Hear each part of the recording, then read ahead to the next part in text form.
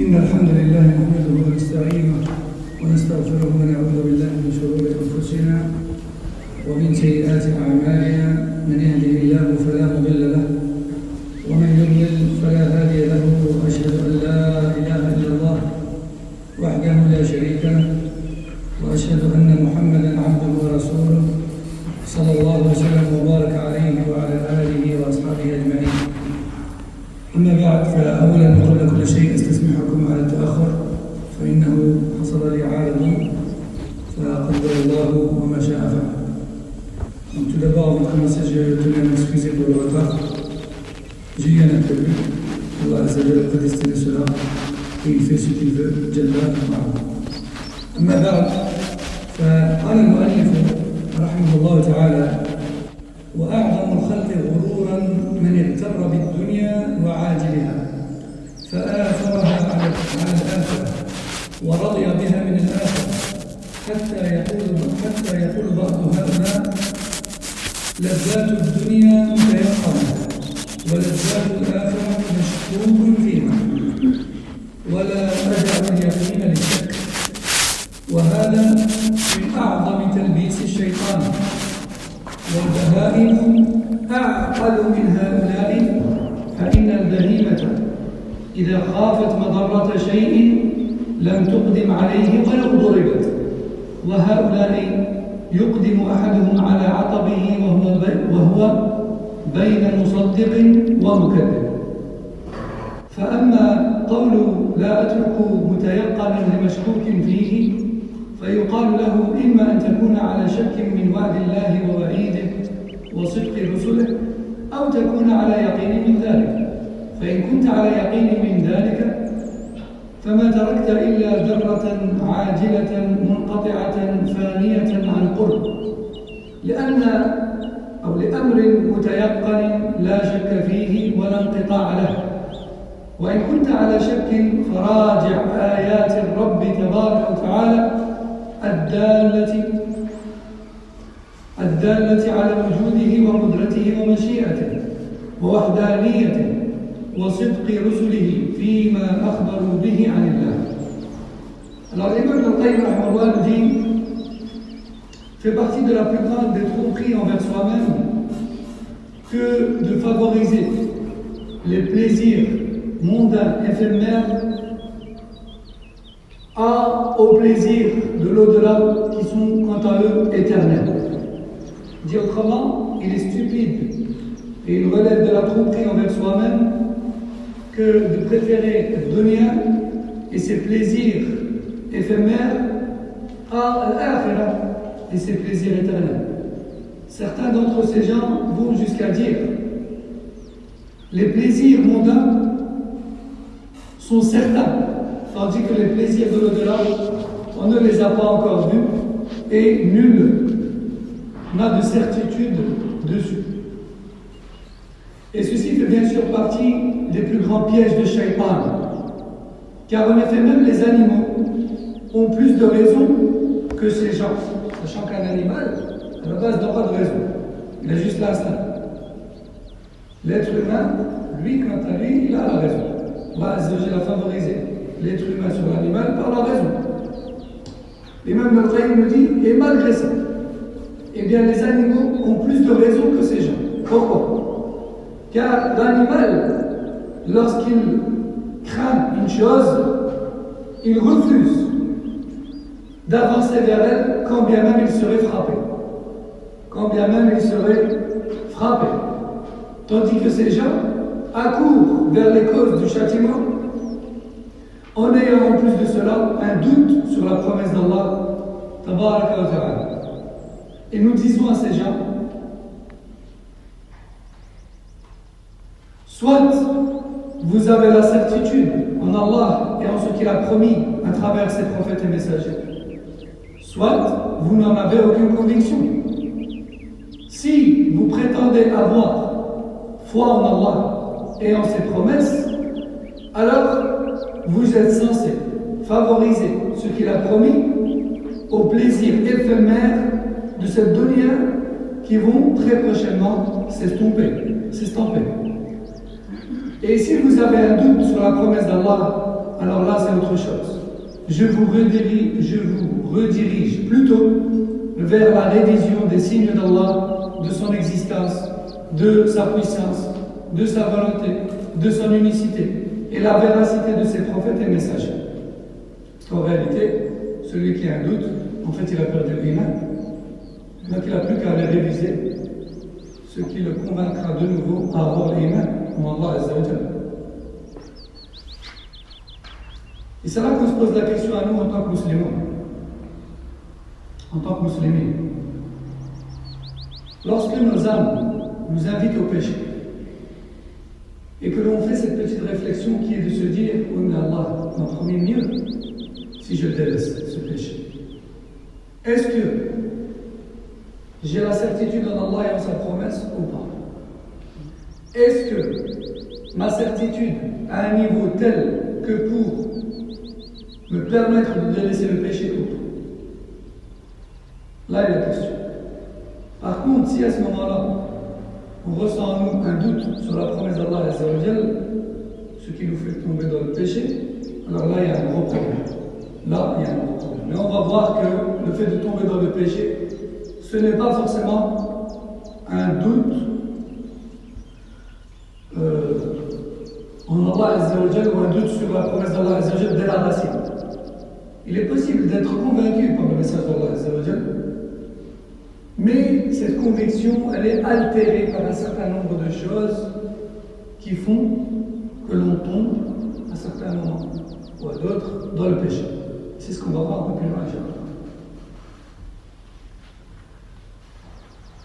C'est pour ça qu'Ibn al-Qayyim dit, si tu as la certitude en ce qu'Allah t'a promis, alors rappelle-toi que le plaisir que tu recherches dans le péché, il est éphémère. Tandis que le plaisir qu'Allah t'a promis, si tu délaisses le péché, il est réel et il est éternel. Mais si tu doutes, alors je t'invite à réviser les signes de la véracité ou les signes de la véracité du message et les preuves de l'existence d'Allah, etc., etc.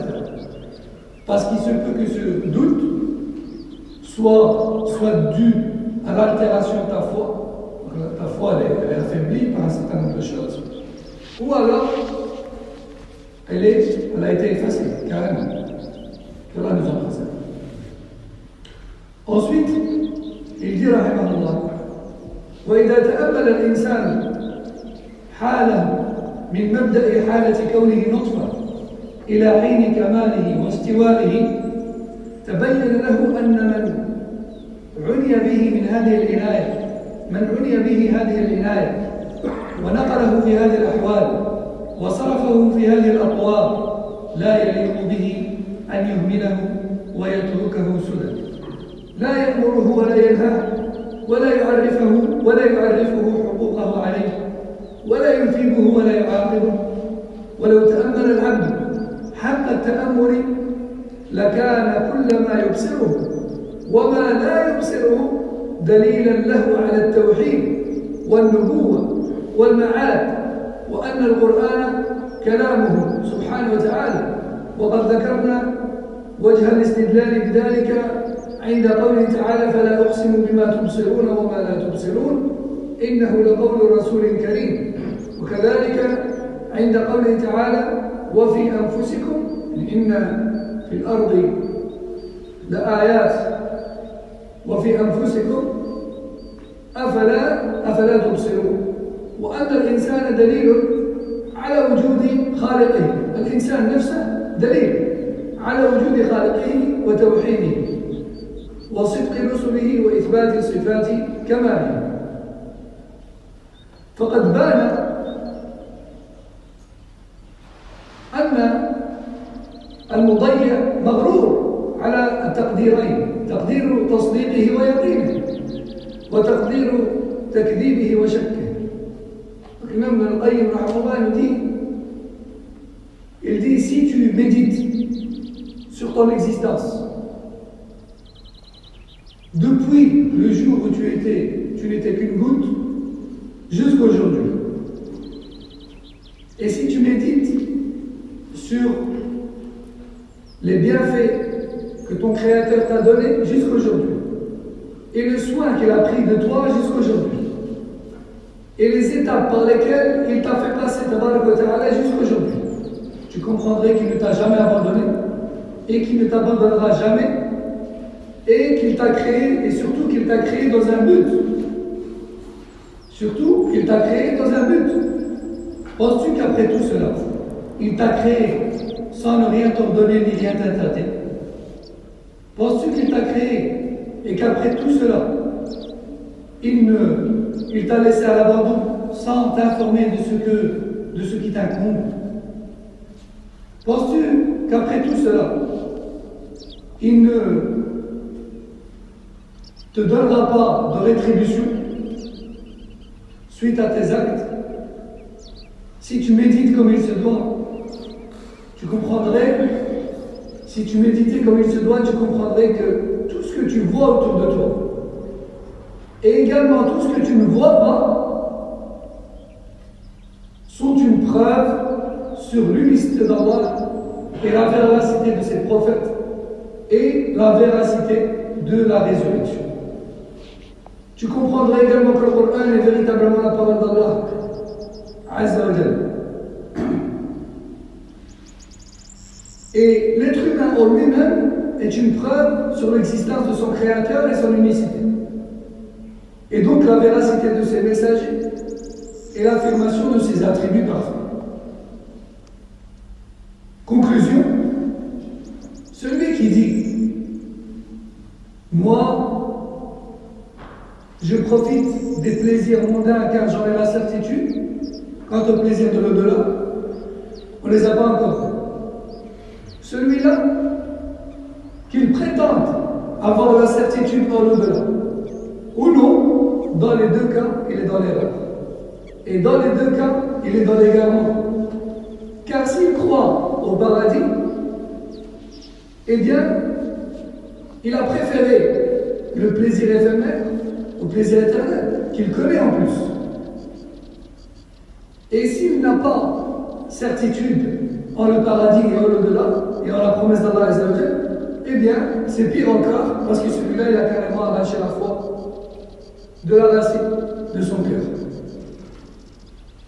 قال الإمام فإن قلت كيف يجتمع التصديق الجازم الذي لا شك فيه بالمعاد والجنة والنار ويتخلف العمل؟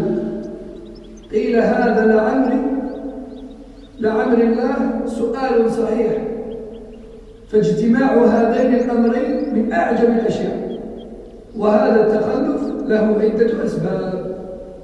Imam Ibn al-Qayyim nous dit, il se peut qu'une personne nous dise, ouais, mais comment est-ce possible d'avoir la certitude en Allah et en sa promesse et au paradis et en enfer et en la véracité des messagers et de commettre tout de même des péchés malgré ça? Comment est-ce possible? Et comment est-ce possible d'avoir dans son cœur en même temps la certitude et en même temps commettre des péchés et des choses qui vont à l'encontre de cette certitude? L'imam al-Qayyim nous dit, par Allah, c'est une très bonne question. Car le mélange de ces deux choses dans un cœur font partie des choses les plus étranges et les plus étonnantes. Ça, voilà. Je vais vous donner un exemple qui est plus facile à imaginer. Beaucoup plus facile à imaginer. On est au bord d'une falaise. On ne voit pas ce qu'il y a en bas. D'accord? Et moi je te dis, écoute-moi bien. Ne t'approche pas de cette falaise. Parce que si tu t'approches de cette falaise, tu vas inévitablement tomber et en bas, il y a un énorme feu. Et toi tu le sais, et tu me crois. Et tu en attestes. Et malgré ça, tu marches vers le bord de cette falaise et tu te jettes dans le feu. Est-ce que ça, c'est possible? Raconter comme ça, la personne elle a toute sa raison, elle est normale, elle n'est pas folle. Est-ce que ça peut arriver? Ça ne peut pas arriver. Une personne normale, tu lui dis il y a un feu là, elle sait que tu es digne de confiance, elle sait que tu dis la vérité, elle te croit, elle dit achète. Wallah, je sais que c'est vrai, j'en ai la conviction, etc. Malgré ça, elle va vers le bord de la falaise et elle se jette dans le feu. C'est pas possible ça. Ça, elle ne voyait pas le feu, mais elle a certifié de faire confiance. Et elle a juré qu'elle te croyait. Voilà, c'est un peu pareil. C'est étrange que ces deux choses-là se mélangent chez une personne. Elle a la conviction que si elle fait telle et telle chose, elle court vers le châtiment et le danger, mais elle le fait quand même. Même dans le Qayyim, il dit, par Allah, c'est une très bonne question. Et le mélange de ces deux choses dans un cœur font partie des choses les plus étranges et les plus surprenantes. Cependant, il y a réponse à cette question. Il peut y avoir plusieurs raisons. السبب الأول ضعف العلم ونقصان اليقين. وقد سأل إبراهيم الخليل ربه أن يريه إحياء الموتى ليزداد طمأنينة ويصير المألوف غيبا شهادة. وقد روى أحمد في مسنده عن النبي صلى الله عليه وسلم أنه قال: ليس الخبر كالمعاينة، فإذا اجتمع ضعف العلم وإذا اجتمع إلى ضعف العلم عدم استحضاره أو غيبته عن القلب أو انضم إلى ذلك تقاضي الطبع وغلبات الهوى واستيلاء الشهوة وتسويل النفس وغرور الشيطان واستبطاء الوعد وطول الأمل ورقدة الغفلة وحب العاجلة وإلف العوائد، فهناك لا يمسك الإيمان إلا الذي يمسك السماوات والأرض أن تزولا، يعني يهون ويضعف الإيمان. وبهذا السبب يتفاوت الناس في الإيمان والأعمال حتى ينتهي إلى أدنى مثقال ذرة في القلب. وجماع هذه الأسباب يرجع إلى ضعف البصيرة والصبر. ضعف البصيرة العلم، وضعف الصبر، الإنسان لا يصبر. ولهذا مدح الله سبحانه وتعالى أهل الصبر واليقين وجعلهم أئمة الدين، فقال تعالى: وجعلنا منهم أئمة يهدون بأمرنا لما صبروا وكانوا بآياتنا يوقنون. Ibn Qayyim rahimahullah dit la première cause, c'est l'absence de science ou bien sa faiblesse ajoutée au manque de certitude que cela engendre. Plus tu as d'ilm, plus tu as la certitude. Moins tu as d'ilm, moins tu as la certitude. Plus les preuves s'accumulent les unes aux autres devant toi, plus ta certitude sur une chose augmente, quelle qu'elle soit. Moins il y a de preuves sur une chose, moins tu en es convaincu. Tu peux en être convaincu, mais le niveau de certitude d'une personne n'est pas celui d'une autre. D'ailleurs, Ibrahim alayhi salam lui-même, imam al-Hunafa, l'exemple et le leader des monothéistes, alayhi salatu wassalam, lui-même avec le niveau de foi qu'il avait et le statut et le mérite qu'il avait auprès d'Allah Azza wa Jal, il a demandé à Allah à ce qu'il lui montre comment il fait revivre les morts. Il a voulu voir, juste un exemple, juste un fait devant lui. Et quand Allah Azza wa Jal lui a dit: Awala tu'min, n'es-tu pas croyant? Il a répondu quoi? Bala, walakin liyatma'inna qalbi. Bien sûr que si, je suis croyant, mais c'est juste pour que mon cœur s'apaise et que sa conviction augmente. D'accord? Donc Ibrahim alayhi salam a demandé une chose qui ferait augmenter sa certitude. Ça ne veut pas dire qu'il n'était pas croyant, mais juste qu'il voulait augmenter sa certitude, comme il l'a si bien dit. Aussi, il est rapporté dans le Muslim que le prophète sallallahu alayhi wa sallam a dit une information rapportée n'est pas comme une observation oculaire. Quand on te rapporte une info, certes, peut-être, tu en as la certitude parce que tu fais confiance à celui qui t'a rapporté. Mais ça n'aura jamais un niveau de certitude dans ton cœur comme lorsque tu l'as vu de toi-même. Jamais. Imaginez à l'époque, il y a plusieurs centaines d'années, quand il n'y avait pas l'appareil photo par exemple. Très longtemps. Très longtemps. Donc, je sais que tous ceux qui m'entendent maintenant ne savent pas à quoi ça ressemble. Qu'aujourd'hui on voit la Kaaba en direct et en couleur. Même, fut une époque où les gens faisaient des mois de voyage pour voir la Kaaba et faire le Hajj. Et quand ils revenaient, ils racontaient à leur famille. J'ai vu la Kaaba, elle était comme ça. Telle couleur, telle taille, plus ou moins. Ils essayaient de décrire. Il n'y avait pas de photo. Ça, imaginez qu'une personne aille jusque là-bas, elle fait le Hajj. Et d'ailleurs, ils faisaient leurs adieux. Parce que beaucoup de gens ne revenaient pas après ces mois de voyage. Certains mouraient en route sans voir la Kaaba. D'autres faisaient le Hajj et mouraient là-bas. D'autres mouraient sur le retour. Beaucoup de gens mouraient comme ça. Les conditions n'étaient pas comme aujourd'hui. Imaginez qu'après tout ce périple, plusieurs mois d'aller, plusieurs mois retour, cette personne revient et elle te dit j'ai vu la Kaaba. Je l'ai vue, elle existe. Elle est comme ça. Toi, tu la crois, la personne, ça, elle est là. Mais est-ce que ta certitude de son existence, elle est au même niveau que la sienne, après l'avoir vue? Bien sûr que non. Et on peut donner un tas d'exemples comme ça. Donc, le prophète sallallahu alayhi wa sallam a dit dans ce hadith, Laysa al-khabaru kal-mu'ayyan. Une information rapportée n'engendrera jamais autant de certitude que si elle était vue par soi-même, rapportée par Ahmed. Imam Al-Qayyim dit, soyez attentifs.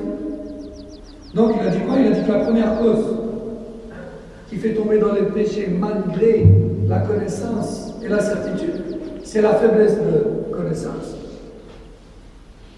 Ajoutée à la faiblesse de la certitude.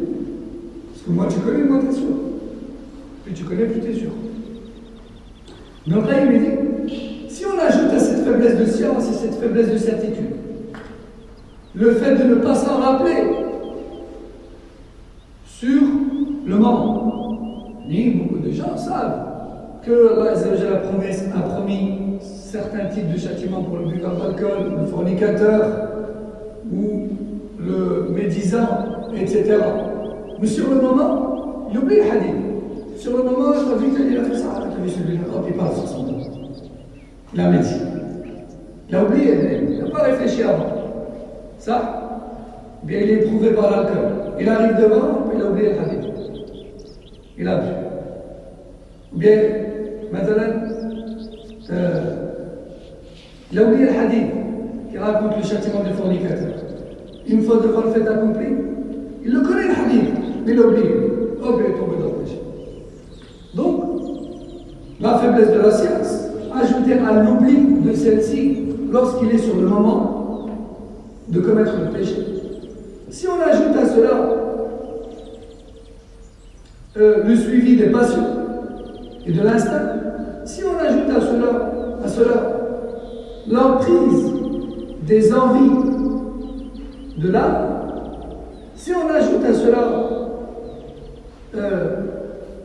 le fait de se dire je me repentirai plus tard, si on ajoute à cela les mensonges et les waswas de Shaitan et les ambiguïtés, toutes les ambiguïtés qu'il met dans la tête, comme toutes celles auxquelles Ibn Qayyim a répondu avant, si on ajoute à cela le fait de considérer la promesse d'Allah comme étant lointaine, c'est dans longtemps, il va mourir, c'est dans longtemps, c'est dans longtemps le jugement. Le paradis, t'imagines, c'est dans longtemps.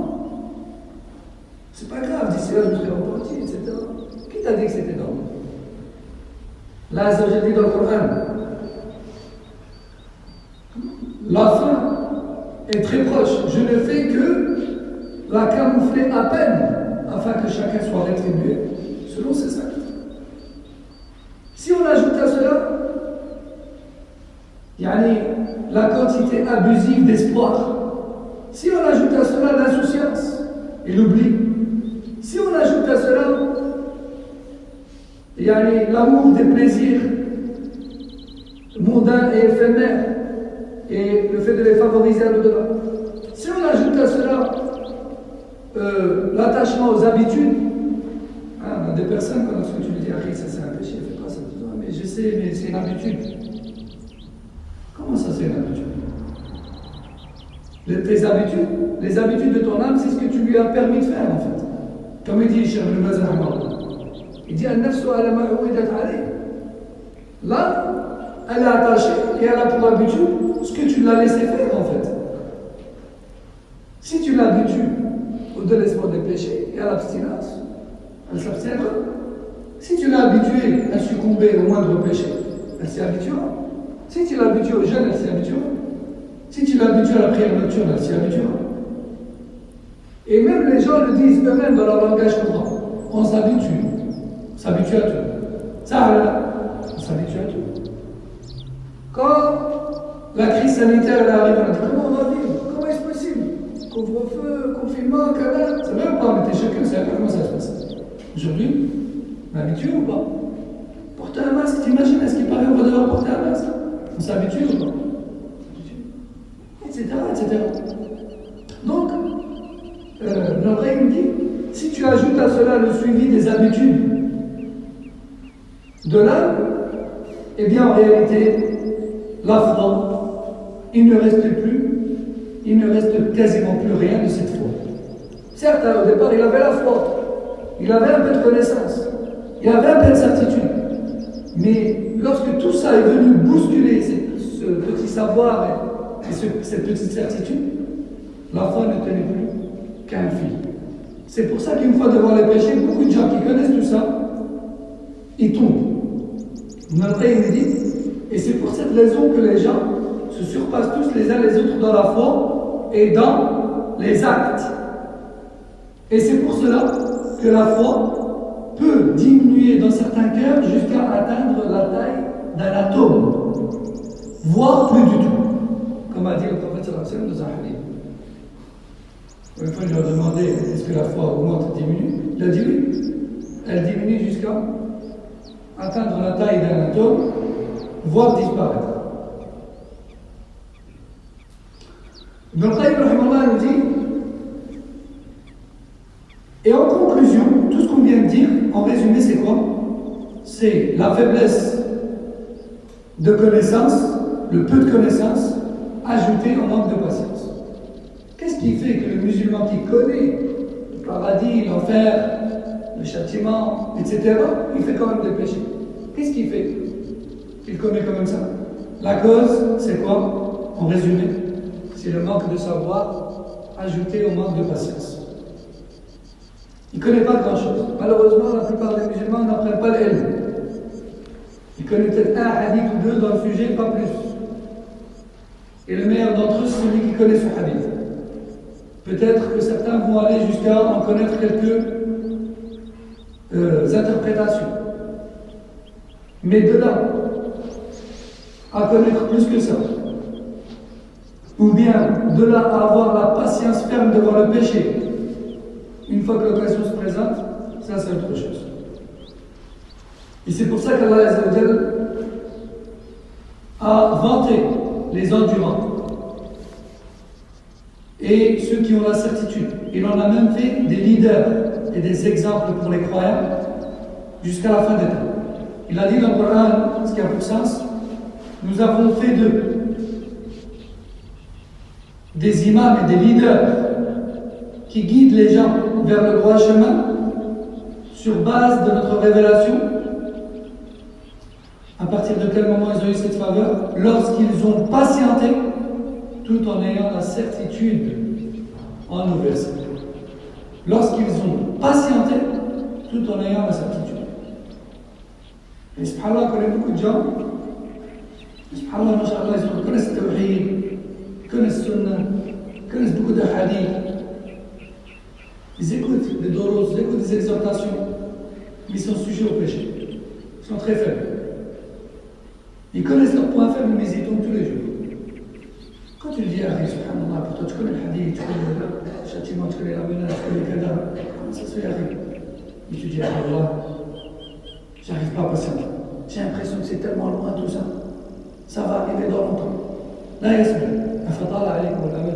comme Allah a dit à Banu Israël. Ma promesse vous semble-t-elle trop lointaine? ثم بعد ذلك قال الإمام ابن القيم رحمه الله إن ضرر الذنوب في القلب كضرر السموم في الأبدان. Il dit رحمه الله les séquelles des péchés sur le cœur, dans le cœur, sont comparables aux séquelles du poison sur le cœur. Quand on prend du poison, on absorbe du poison, qu'est-ce qui se passe? Nos entrailles se déchirent, on souffre, on meurt à petit feu. Ça, on détruit notre corps à petit feu. C'est pareil pour les péchés. Mais après, il me dit, les séquelles des péchés sur le cœur, et la destruction du cœur par les péchés, est comparable à la destruction des cœurs par le poison. فلنرجع إلى ما كنا فيه من ذكر دواء الداء الذي إن استمر أفسد دنيا العبد وآخرته. Revenons à présent à notre sujet de débat qui consistait à énumérer les moyens ou les remèdes aux péchés qui sont destructeurs de la vie d'ici-bas et de l'au-delà. فمما ينبغي أن يعلم أن الذنوب والمعاصي لا بد أن الذنوب والمعاصي تضر ولا بد وأن ضررها في القلب كضرر السموم في الأبدان على اختلاف درجاتها في الضرر. وهل في الدنيا والآخرة شر وداء إلا سببه الذنوب والمعاصي؟ Ibn al-Qayyim nous dit, il faut absolument que l'on sache que les méfaits des péchés sont réels. Et cela est incontestable. Les méfaits des péchés sur le cœur sont aussi réels que les méfaits du poison sur les corps. Et l'intensité de leur impact à ces péchés, l'intensité de l'impact des péchés sur ton cœur va dépendre du degré de gravité du péché que tu commets. Plus le péché que tu commets est grave, plus ton cœur va être impacté. Moins le péché que tu commets est grave, même si tous les péchés sont graves, ça, mais les péchés sont plusieurs degrés. Moins ton péché est grave, moins cela n'aura d'impact sur ton cœur, tout en ayant, bien sûr. Et rappelons-nous du hadith qu'on a vu hier, prenez garde aux petits péchés, car leur accumulation fait périr leur auteur. Et aussi, comme un poète a dit, ne sous-estime aucun des petits péchés et n'oublie pas que les grandes montagnes sont composées de petits cailloux. قال ابن القيم رحمه الله, il nous dit, et toutes les épreuves, et tous les soucis, et toutes les catastrophes, et tous les maux qui ont touché et qui touchent encore les êtres humains dans cette vie et dans le delà n'ont d'autre cause que les péchés. Ça, c'est une réalité que les kuffars rejettent, certes, mais nous, en tant que musulmans, on est censé savoir et avoir la certitude sur cela, que tout mal s'étant abattu sur la création, dans cette dunya, ou dans le delà, est causé par les péchés. Et bien sûr, Cheikh va nous citer quelques exemples pour nous rappeler et nous convaincre de cela, une fois de plus. فما الذي أخرج الأبوين من الجنة إلى دار الآلام والأحزان والمصائب؟ ما الذي أخرج من ملكوت السماء وطرده ولعنه، وبدل بالقرب بعدا وبالرحمة لعنة وبالجمال قبحا وبالجنة نارا تلظى وبالإيمان كفرا وبموالاة ولي الحميد أعظم عداوة ومشاقة وبزجل التسبيح والتقديس والتهليل زجل الكفر والشرك والكذب والزور والفحش وبلباس الإيمان لباس الكفر والفسوق والعصيان، فهان على الله غاية الهوان. وما الذي أغرق أهل الأرض كلهم حتى على الماء فوق رؤوس الجبال؟ وما الذي سلط الريح على قوم عاد حتى ألقتهم موتى على وجه الأرض، حتى صاروا عبرة للأمم إلى يوم القيامة؟ وما الذي أرسل على قوم ثمود الصيحة حتى قطعت قلوبهم في أجوافهم وماتوا عن آخرهم؟ وما الذي رفع قرى اللوطية حتى سمعت الملائكة نبيح كلابهم ثم قلبها عليهم فجعل عاليها سافلها فأهلكهم جميعا، ثم أتبعهم حجارة من السماء أمطرها عليهم؟ وما الذي أرسل على قوم شعيب سحاب العذاب كالظلل فلما صار فوق رؤوسهم أمطر عليهم نارا تلظى؟ وما الذي أغرق فرعون وقومه في البحر فالأجساد للغرق والأرواح للحرق؟ وما الذي خسف بقارون وداره وماله وأهله؟ وما الذي أهلك القرون من بعد نوح بأنواع العقوبات ودمرها تدميرا؟ وقصار الإمام ابن القيم رحمه الله c'est comme s'il va nous rappeler quelques faits historiques rapportés dans le Coran ou le Sunna qui prouvent que les péchés ont toujours été les causes des catastrophes et des châtiments subis par la création. Il nous dit, rahimahullah, rappelez-vous, qu'est-ce qui a fait sortir nos deux premiers parents du paradis, Adam et Hawa? Qu'est-ce qui les a fait sortir du paradis et qui les a fait descendre vers la demeure des douleurs, des tristesses, des épreuves, des catastrophes, c'est-à-dire la terre, demi? Qu'est-ce qui a fait sortir Iblis des cieux et de la proximité d'Allah Azza wa Jal et du statut des anges? Bien sûr, lui c'est un djinn, mais il était avec les anges. De par son évocation d'Allah, son obéissance à Allah, et sa glorification d'Allah, et sa vénération d'Allah, il jouissait de la miséricorde, il jouissait de la beauté, il jouissait de la foi, d'une alliance proche avec Allah Azza wa Jal. Qu'est-ce qui lui a fait mériter l'inverse de tout cela? Parmi la malédiction, le rejet de la miséricorde d'Allah, la mocheté, la mécréance, le mensonge, le polythéisme, la turpitude, il est devenu l'ennemi numéro 1 d'Allah Tabaraka wa Ta'ala et de ses serviteurs croyants. Qu'est-ce qui lui a fait mériter tout cela? Si ce n'est le péché, la désobéissance et l'orgueil face à Allah.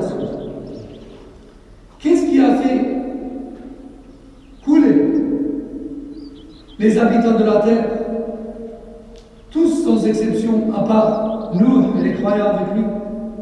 Qu'est-ce qui les a fait couler dans le déluge, ou avec le déluge, ou par la cause du déluge, qui a recouvert la terre tout entière, jusqu'à même les plus grandes montagnes, si ce n'est le péché?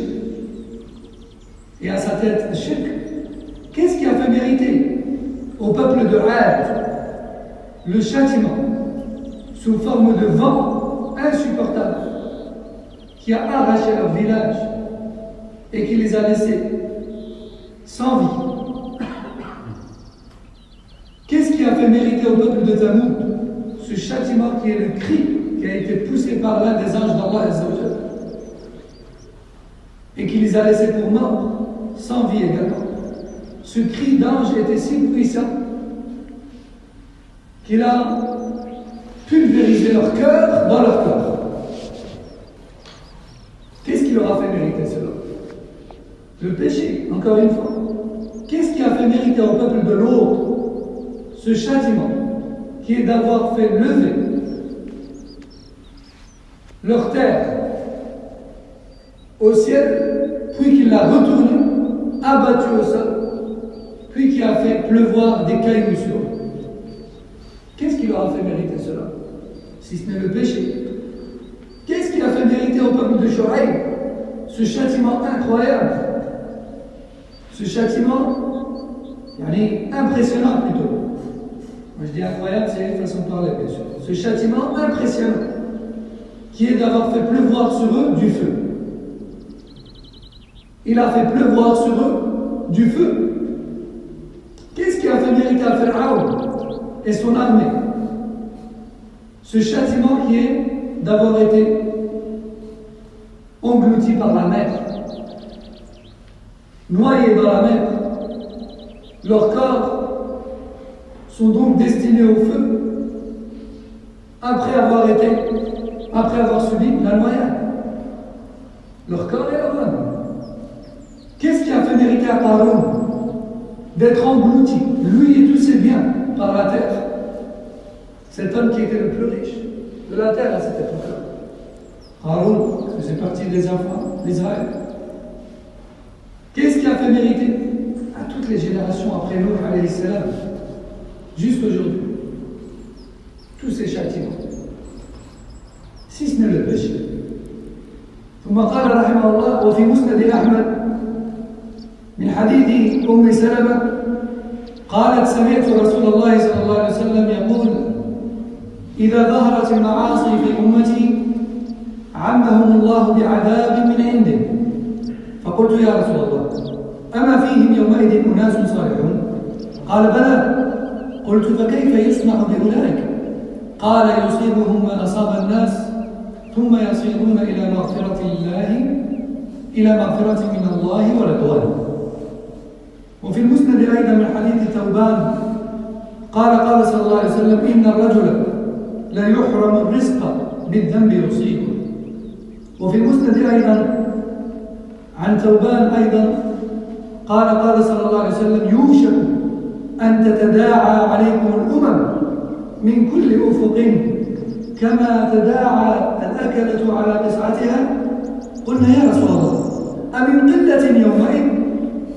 قال أنتم يومئذ كثير ولكنكم غثاء كغثاء السيل تنزع المهابة من قلوب عدوكم ويجعل في قلوبكم الوهن. قالوا وما الوهن؟ قال حب الحياة وكراهة الموت. رواه أبو داود وأحمد. Ensuite, Ibn al-Qayyim maintenant, c'est comme s'il veut nous rappeler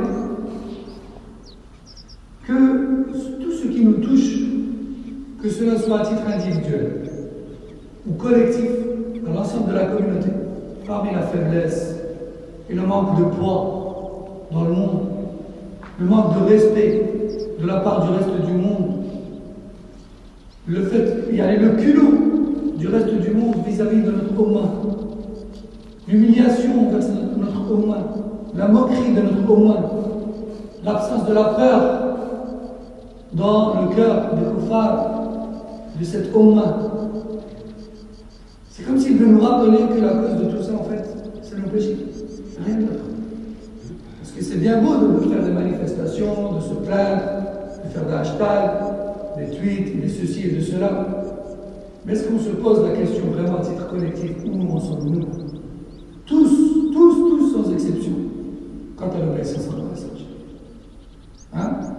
Parce que quand on voit des gens faire, comme on appelle, comme ils appellent dans les réseaux sociaux, des hashtags, des tweets collectifs, des appels à des propagations de tweets et d'articles pour, entre guillemets, soi-disant aller réveiller la Ummah et comme soi-disant aller défendre l'Ummah et avoir du poids aux yeux du monde, etc.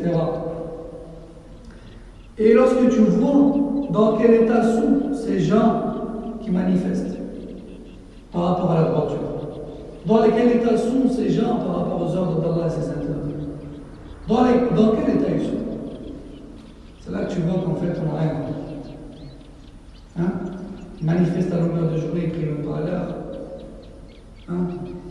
Tu vois les péchés apparents qu'ils ont sur eux. Allah Azzawajal nous dit, nous n'est pas parfait. Mais il faut bien qu'il y en ait un qui rappelle à l'autre. Et ce mutuellement. Quand tu vois les péchés apparents, que ce soit chez les hommes ou chez les femmes, tu dis, subhanallah, Ajib, à quel point on est aveugle, et à quel point on dort. À quel point on dort profondément. C'est même plus un sommeil, c'est un coma. Ah, donc la date de réveil est inconnue. Ça, regardez ces hadiths. L'imam Ahmed rahimahullah rapporte d'après Umm Salama. Elle dit, j'ai entendu le messager d'Allah alayhi salam dire, lorsque les péchés se propageront dans ma communauté et deviendront banals, alors Allah généralisera le châtiment sur tous. Alors Allah abattra sur eux tous un châtiment général. J'ai donc dit, salam, ô messager d'Allah, Allah va-t-il généraliser le châtiment parce qu'il n'y aura plus ce jour-là des vertueux parmi les musulmans? Le prophète sallam a dit, bien sûr que si, il y en aura. Mais Allah Azzawajal généralisera le châtiment, puis à chacun ce qu'il méritera le jour du jugement parmi le pardon et l'agrément.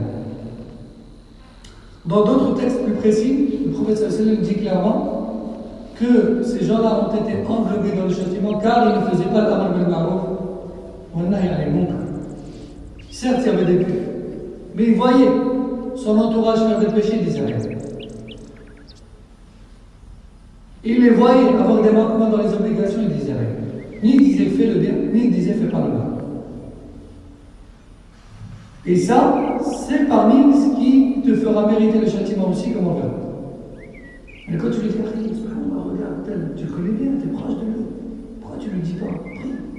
Pourquoi tu lui dis pas arrête tel péché? Tu dis, mais tu sais, aujourd'hui, moi, j'ose plus conseiller. On a une époque où il ne faut plus conseiller. Pourquoi il ne faut plus conseiller? C'est bien, les gens réagissent mal. Les gens ont toujours mal réagi. Allah dit dans le Coran, وَإِذَا قِيلَ لَهُ اتَّقِ اللَّهَ أَخَذَتْهُ الْعِزَّةُ بِالْإِثْمِ فَحَسْبُهُ جَهَنَّمُ. Lorsque tu dis à l'un d'entre eux, crains Allah, il est pris d'orgueil. Et c'est pour cette raison qu'il mérite l'enfer. Donc il ne faut pas dire non, les gens ils n'acceptent pas. Toi, tu dois te soucier de la manière de faire. Si tu le fais, tu parles comme il le faut, de la bonne manière, au bon moment, tu n'as rien à te reprocher. S'il refuse, il refuse, c'est son problème. Il ne t'incombe que de rappeler, que de transmettre.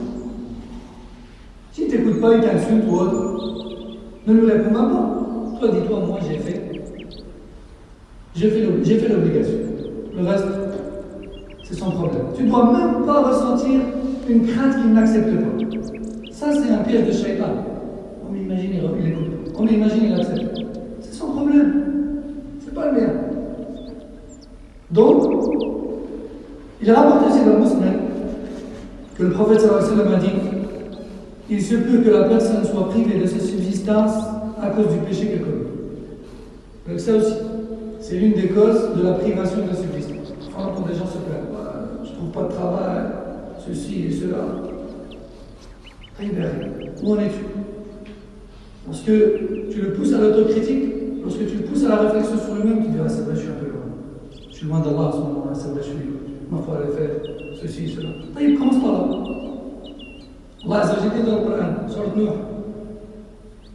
وأن استغفروا ربكم يرسل السماء عليكم مدرارا ويمددكم بأموال وبنين ويجعل لكم جنات ويجعل لكم أنهارا. Nuh alayhi salam a dit à son peuple, demandez pardon à Allah.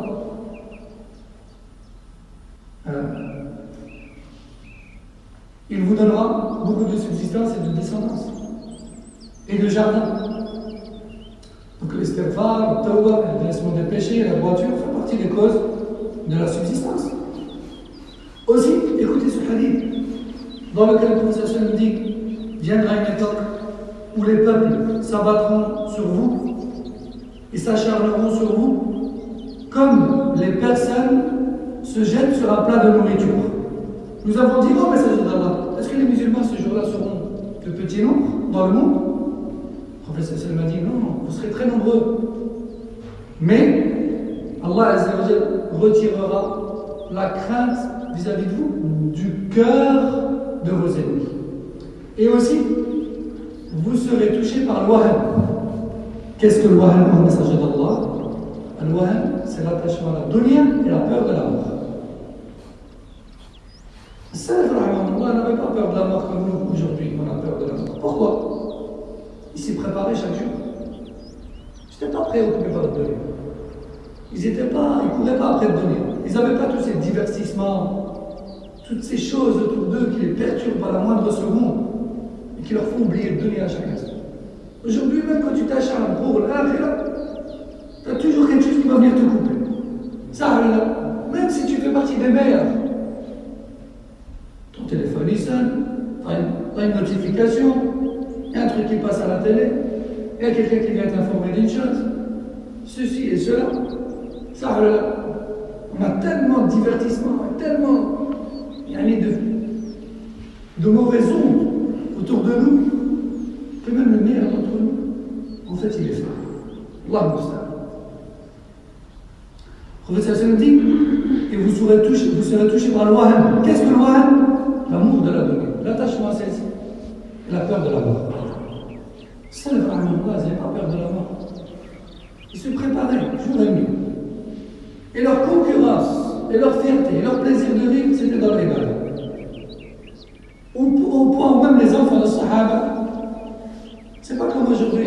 Ah, moi j'ai le dernier jeu de la Nintendo DS. Ah non, moi j'ai la Switch. Ah, moi j'ai la PlayStation 5. Moi j'ai ceci, moi j'ai cela. Non. Moi j'ai mémorisé 5 ahzab. Quand tu lui dis non, ben moi j'en ai 10 de ahzab. Quand tu lui dis ben moi j'ai retenu le Coran cette année. Et moi ceci, et moi ceci. Les enfants de Salaf, ils se concurrençaient dans le khayr. Ils se concurrençaient dans le Coran. Ils se concurrençaient dans la mémorisation des hadiths. Ils se concurrençaient dans le khayr. Pas comme aujourd'hui. Cela dit, ça ne veut pas dire que ceux qui font des efforts aujourd'hui n'ont aucun mérite auprès d'Allah Azza wa Jalla. Le professeur Sallam dit, ceux qui s'attacheront à leur religion à la fin des temps seront semblables à celui qui tient une braise dans sa main.